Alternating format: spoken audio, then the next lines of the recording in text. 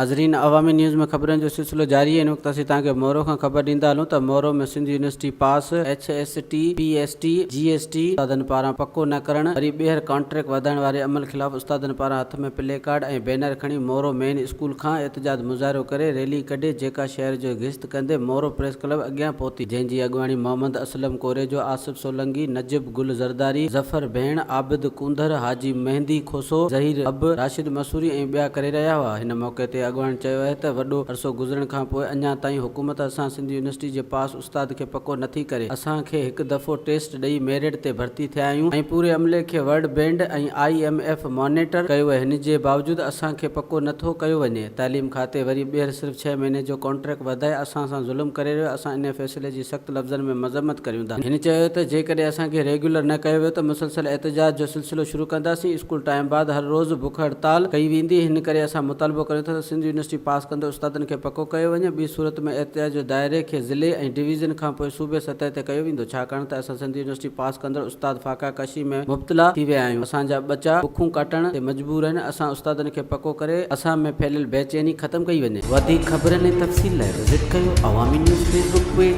YouTube page ऐं अवामी news website.